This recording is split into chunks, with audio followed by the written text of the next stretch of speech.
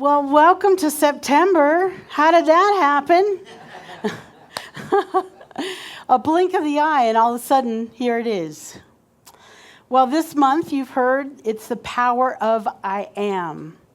And my talk title today is The Adventure of Life. And I'll get into it in a minute. First, I want to talk about my inspirational book of the month. And it is called I Am the Word.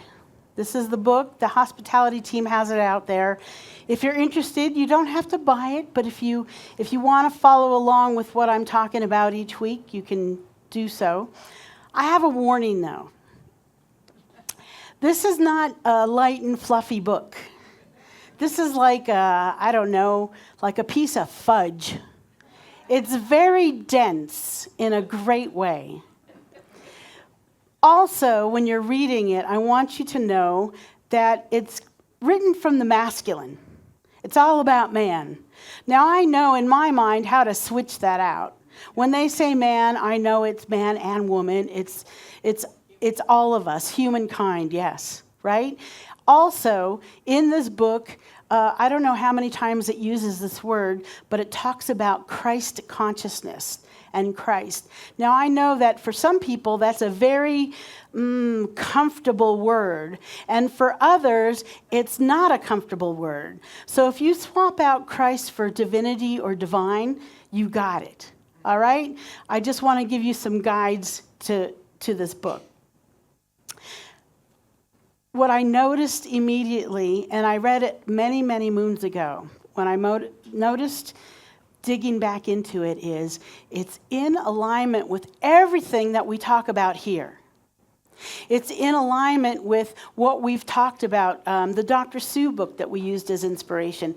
It's in alignment with everything that we talk about, and it's so in alignment with Ernest Holmes. So I know that if you do pick up this book, you will enjoy it. Just take it with a grain of salt with those things that I pointed out. So, back to the adventure of life. I feel like I've had a pretty adventurous life. I've traveled. I've moved, I don't know, how many times? 1,000,000 times, Mom? Moved a lot.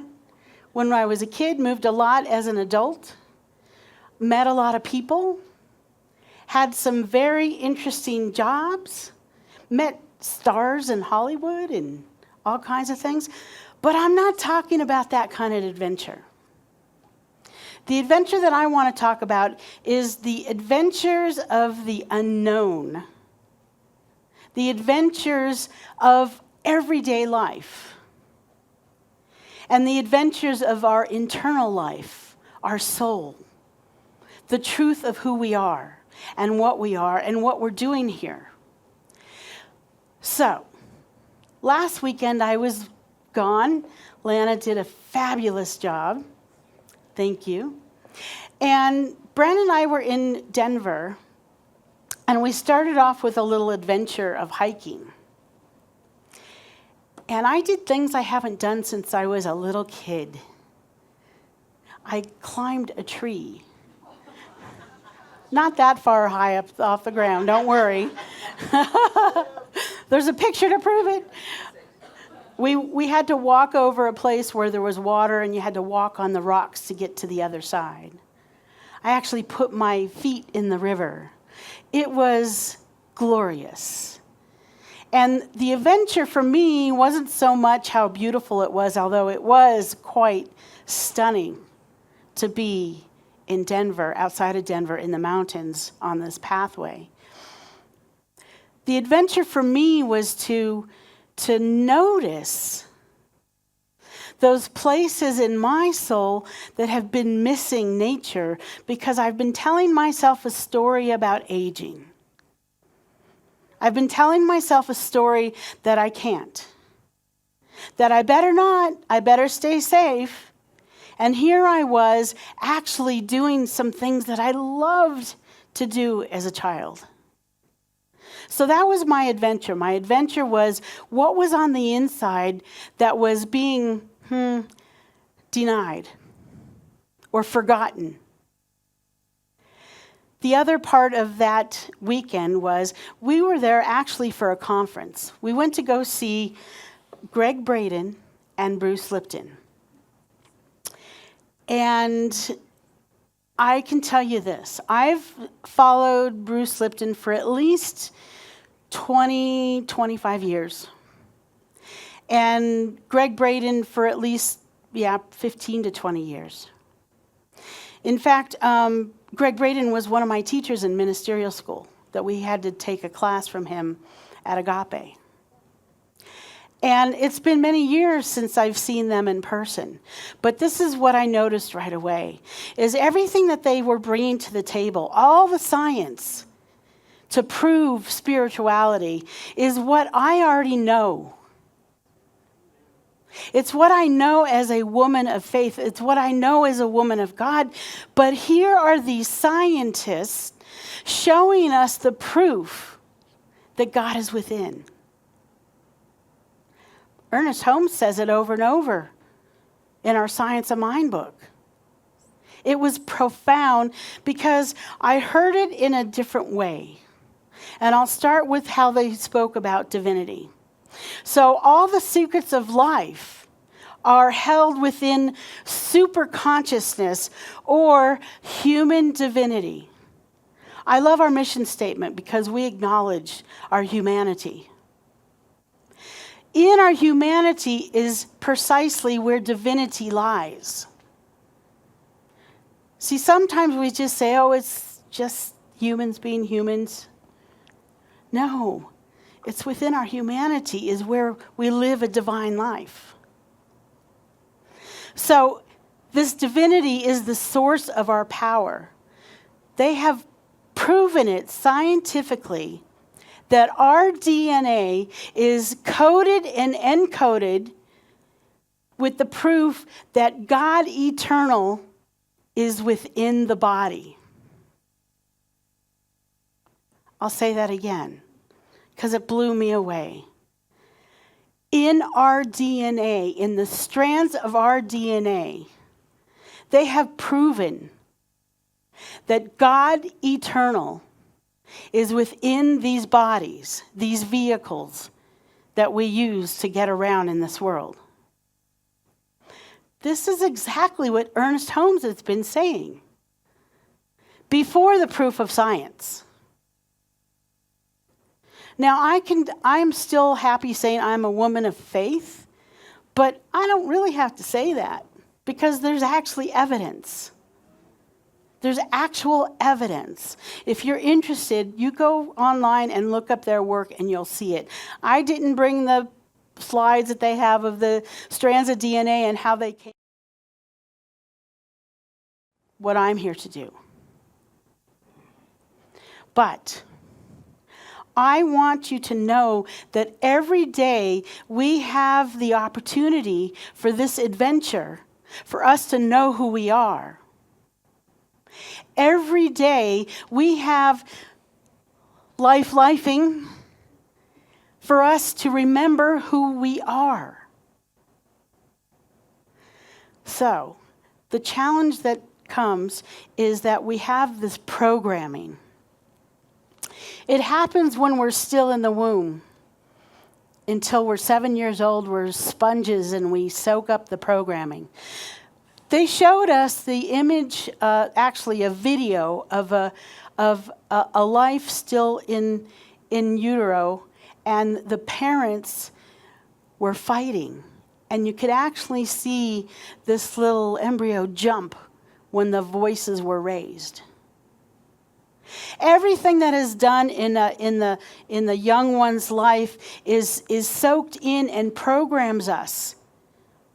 And even if we're not aware of it, it's that programming that gets stuck in our subconscious that develops our life moving forward. Unless we take responsibility and say, hey, this is my life. I don't like the way it's going, and I want to reprogram myself in a different way. So, Krishnamurti said, As long as the mind clings to a belief, we are in prison. So these beliefs that we get when we're so young, these are the things that drive our lives. And a lot of times these beliefs are not correct.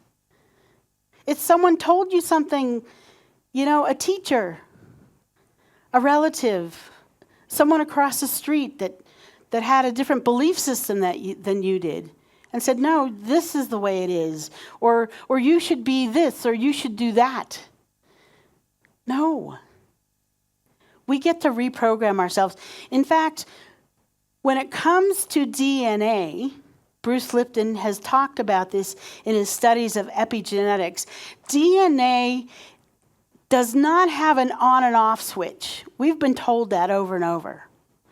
The truth is, our minds are the architect of our life. Isn't that what we talk about here? Change your thinking, change your life. Change your thinking, change your life. Bruce Lipton's work has been dedicated to proving this through the study of DNA, genetics. So if you have any doubts and you want scientific evidence, because I know sometimes our minds want that, it's right there. His first book is called Biology of Belief. It's profound. It's maybe 25 years old or something like that. This is a scientist that worked at Stanford who decided that the universities that he taught upcoming doctors the same thing over and over about genetics, he decided, I can no longer teach kids this, young people this. It's just not true anymore. It's not valid. So he left. He left that gig and moved into other ways of being. He talked about, he started off teaching about this genetics, and he realized when he looked at his life, it wasn't all that great. So 28 years ago, he said, you know what? I'm reprogramming myself. I can't be preaching this and not doing this. And he did this, and he ended up meeting the love of his life, and he's been in a relationship ever since. And he said every day is a beautiful adventure with his wife. So, a quote from this wonderful book. I am the Word.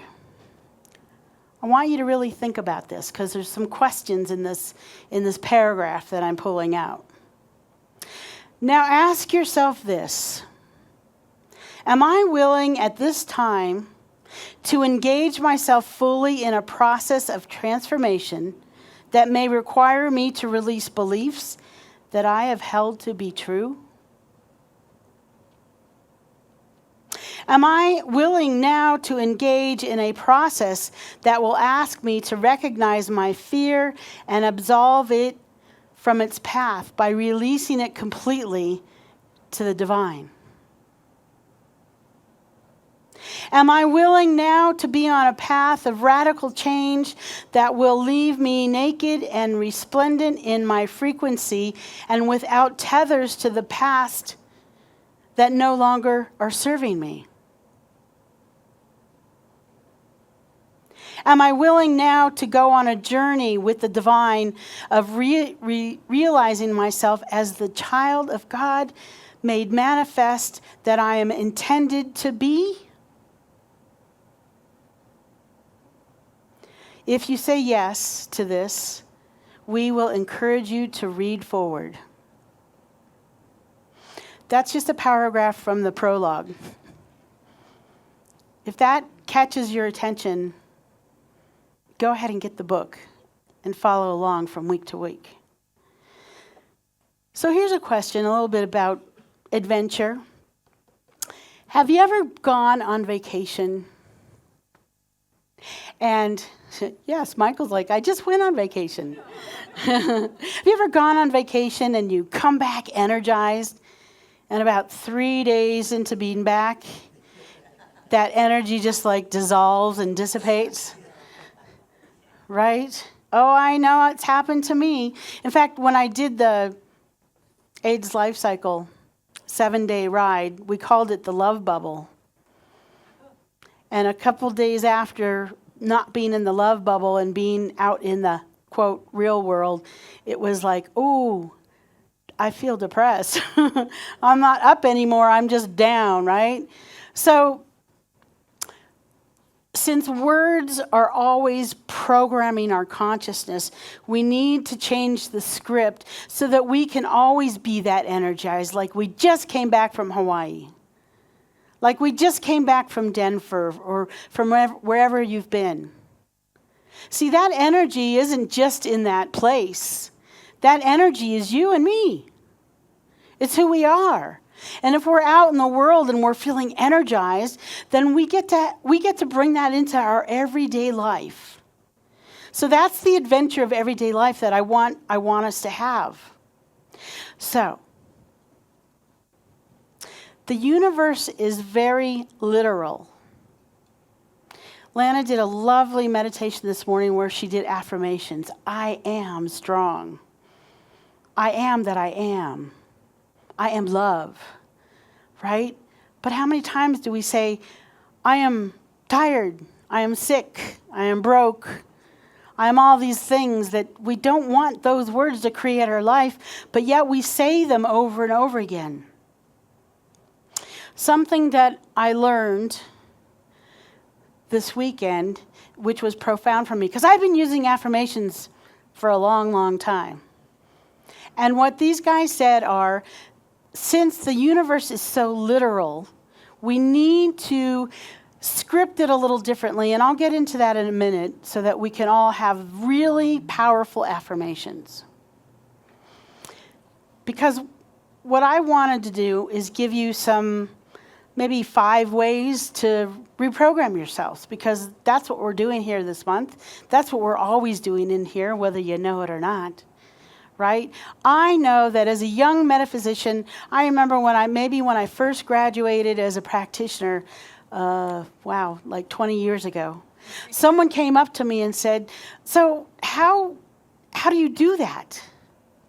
How do you reprogram yourself? And I explained, they wanted to know, really, how do you change your thinking? We say it in here all the time. And I explained the analogy of a record. That dates myself, yes. On a record, if you play the same song over and over, it gets deeper in the grooves. And if you're playing the same record of I Am Tired, that groove is nice and deep. It's really hard for the little needle to come out of that groove. So you get to create new grooves for yourself. And I've done that. I've done it for over 20 years. It doesn't mean that I don't have more reprogramming to do. I always do. I am a work in progress. And when I notice things, I can catch it and say, oh, yeah, that's not what I want to create my life from. So here are some ways to get deeper grooves in your programming. First of all, empowering questions. If you find yourself stuck thinking these same things time after time, maybe it has to do with finances, like when am I ever going to be financially free? When am I not going to struggle anymore? Whatever the thing is that you feel stuck in. You want to ask yourself questions that are really going to empower you, like, is there something else I could be doing that serves my intention? Is there something else I could be thinking that serves my intention? How can I be more courageous in this moment? How can I be more open? What is trying to birth as my life? Is there a better feeling thought than this? If you ask yourself those questions and come up with those answers, I guarantee you, you can start creating those new grooves. Notice something. I didn't say why. Why is typically not an empowering question. It goes into a loop. that keeps you in that loop, right? So, the next one, number 2. You want to be in coherence with your heart. This was a little exercise we did last weekend, and I've done it many years ago. Heart Math Institute. They're in Santa Cruz. And when I was with Heart Space Teachings, we had them come out and talk to us. They've been doing this work for years. And they teach heart coherence. So I'm going to ask you to play with me for just a moment so that we can do this together. I want you to close your eyes. Inhale to the count of 4. Hold it for just a second, and now exhale to the count of 6.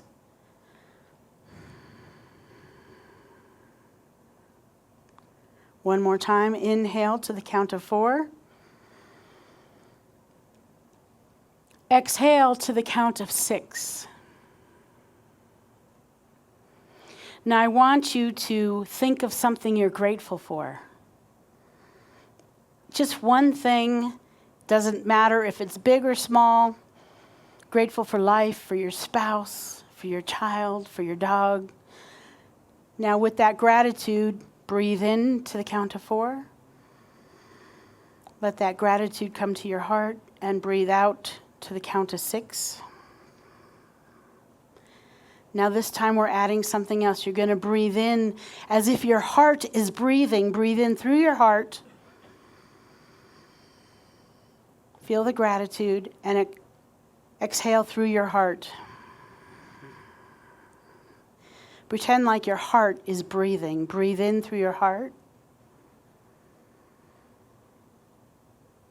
And exhale through your heart. One last time. Breathe in through the heart. And exhale through your heart.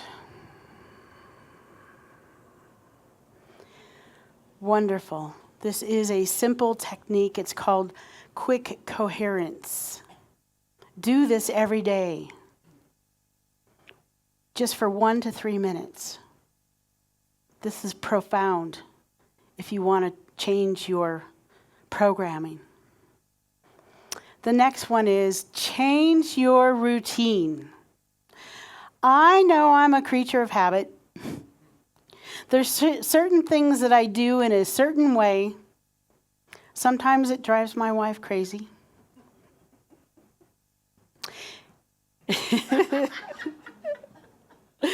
And you know what? We do get stuck in a rut. So this is my challenge. If you are normally an introverted person, kind of shy, you don't necessarily want to go meet new people, my challenge is for you sometime today. I'm not going to make you do it now because I see you already wincing here. Sometime today, go up to someone you don't know and just say hello. Maybe have a question in your pocket for them, like, hey, what do you do? Or if you never had to worry about money again, what would you do? Just ask them a question. Now let's say that you're not introverted, Shane. No.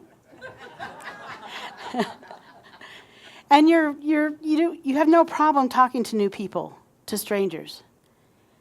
This is what I want you to do. I want you to really listen. Maybe you're in conversation with someone and you don't have to sit there and think about what you're going to say next. You just really listen. You give them all your love and all your attention and all your focus without having to say a word. Change your routine.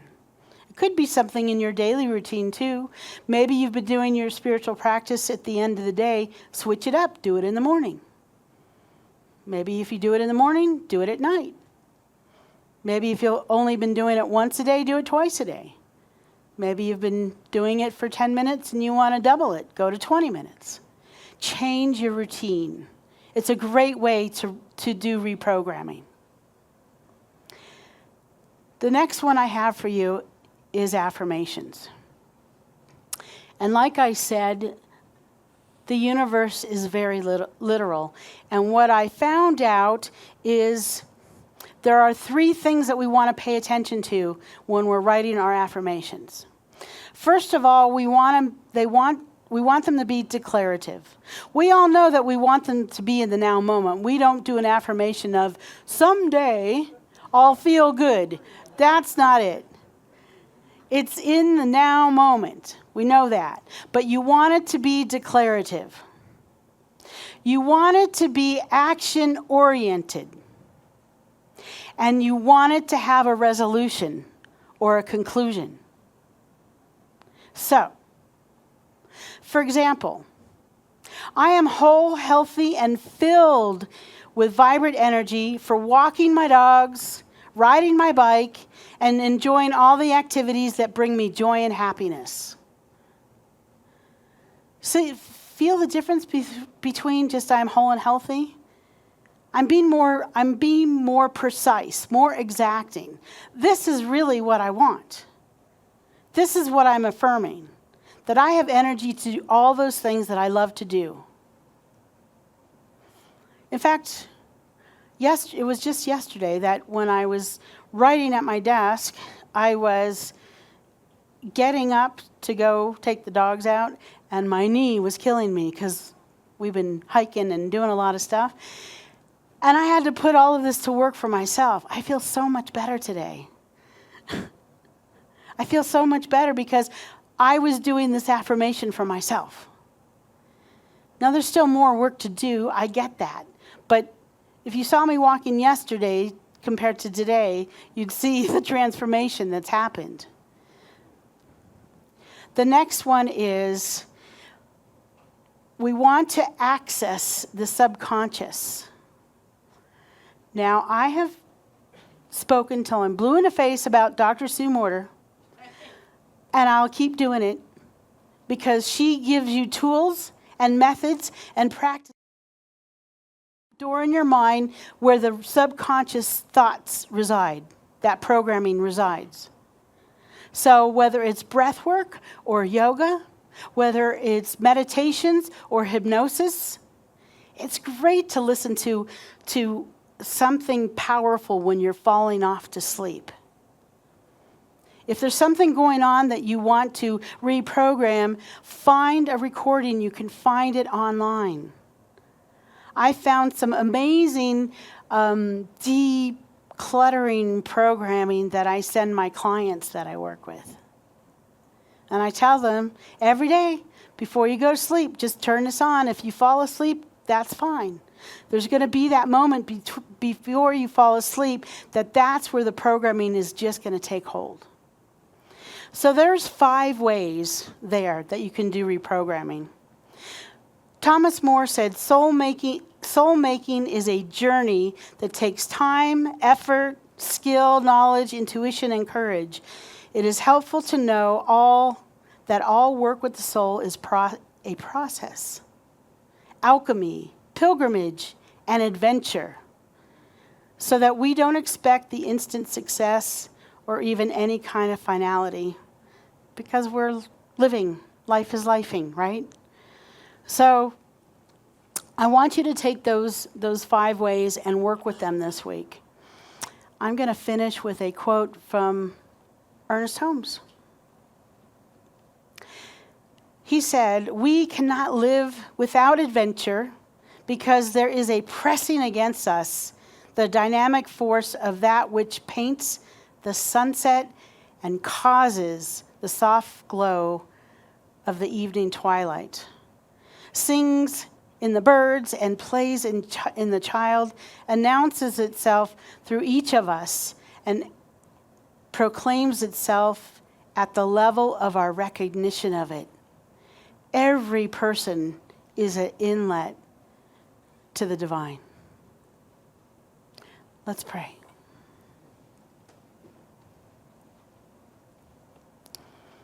Take in another one of those heart breaths through your heart. Breathe in through the heart, gratitude for this day, and exhale through the heart.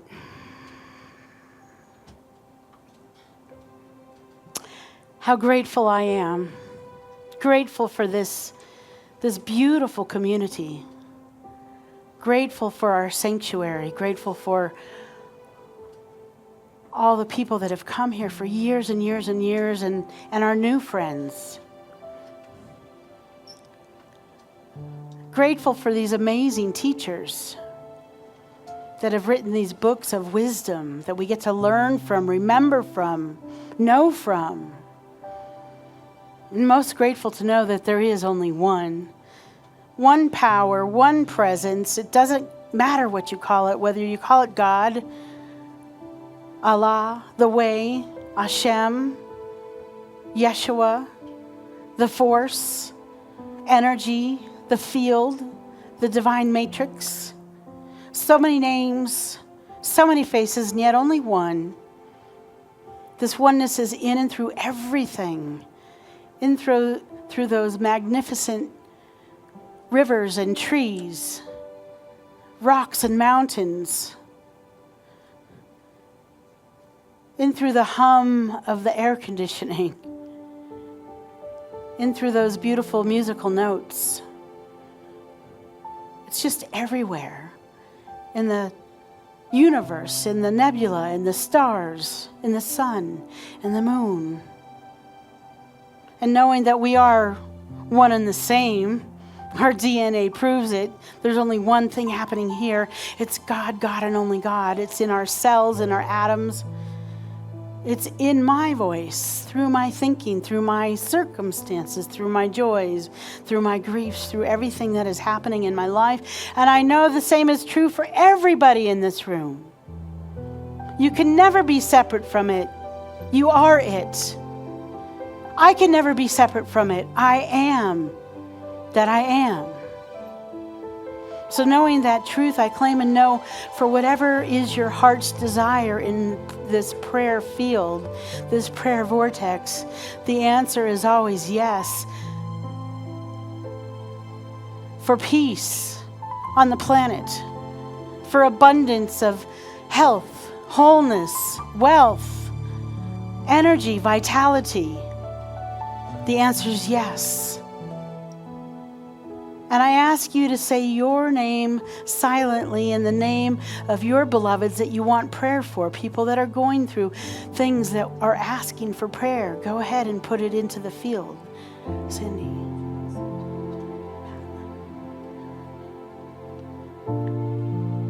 Just keep those names coming.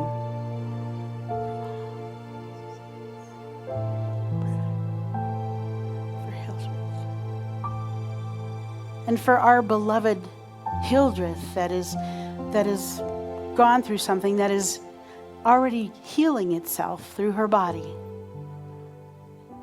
I hold all our beloveds in this community, in this prayer field, knowing that the universe always says yes, yes, yes. So I am thankful for answered prayer. I'm thankful to know that before we even started praying, the answer was yes. And for this yes, I just once again say how grateful I am that this prayer transmission always works 100% of the time. We allow the spiritual laws to do what they do. They just work. It's been proven over and over again. So we release it. We release it. We release it. We let it go. We let it feel good as we experience our answered prayer right in this moment. Say with me, and so it is. Amen. Ashe.